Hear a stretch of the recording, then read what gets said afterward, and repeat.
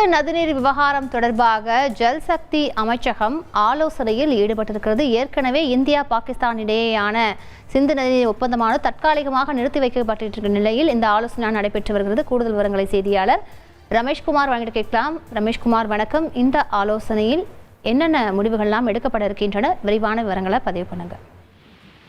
ஜம்மு காஷ்மீரில் பயங்கரவாதிகள் நடத்திய தாக்குதலுக்கு பதில் நடவடிக்கையாக பாகிஸ்தான் மீது பல்வேறு நடவடிக்கைகளை இந்தியா எடுத்திருக்கிறது. அதில் மிக முக்கியமான ஒன்று 1960ஆம் ஆண்டு இந்தியா மற்றும் பாகிஸ்தான் இடையே மேற்கொள்ளப்பட்ட சிந்து நதிநீர் ஒப்பந்தத்தை தற்காலிகமாக நிறுத்தி வைப்பது என்கிற மிக முக்கியமான ஒரு முடிவு. இந்த முடிவு தொடர்பாக மத்திய ஜல்சக்தித்துறை அமைச்சர் TR பாட்டீல் தன்னுடைய அமைச்சர் அதிகாரிகளோடு இன்று ஆலோசனை நடத்துவார் என எதிர்பார்க்கப்படுகிறது. அது தொடர்பான தகவலும் வெளியாகி இருக்கிறது. இந்த ஒப்பந்தத்தை நிறுத்தி வைப்பது என முடிவு செய்யப்பட்டுள்ள நிலையில் இதனால் ஏற்படக்கூடிய தாக்கங்கள், அதனை எவ்வாறு செயல்படுத்துவது, வேறு என்ன மாதிரியான வழிகள் இருக்கின்றன என்பது குறித்து அமைச்சக அதிகாரிகளோடு அவர் ஆலோசனை நடத்துவார் என எதிர்பார்க்கப்படுகின்றது.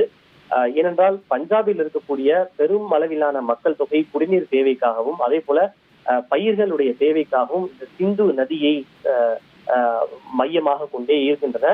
பல லட்சக்கணக்கான ஏக்கர் பரப்பளவில் இந்த சிந்து நதியின் மூலம் அங்கு விவசாயம் என்பது செய்யப்படுகின்றது. தற்போது அங்கு வழங்கப்படுகின்ற நீர், அதாவது இந்த சட்லஜ் அதே போல ஜனாப் உள்ளிட்ட ஆற்றிலிருந்து 80% நீர் பாகிஸ்தானுக்கு தான் வழங்கப்படுகிறது.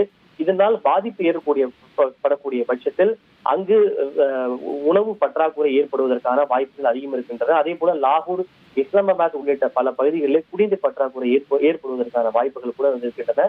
அந்த வகையில் தான் தற்போது இந்த ஒப்பந்தத்தை இந்தியா நிறுத்தி வைத்திருக்கிறது. எனவே இது தொடர்பாக தான் அதனை எவ்வாறு செயல்படுத்துவது என்பது குறித்து மத்திய ஜல்சக்தித்துறை அமைச்சர் TR பாட்டீல் ஆலோசனை மேற்கொள்ள இருக்கிறார்.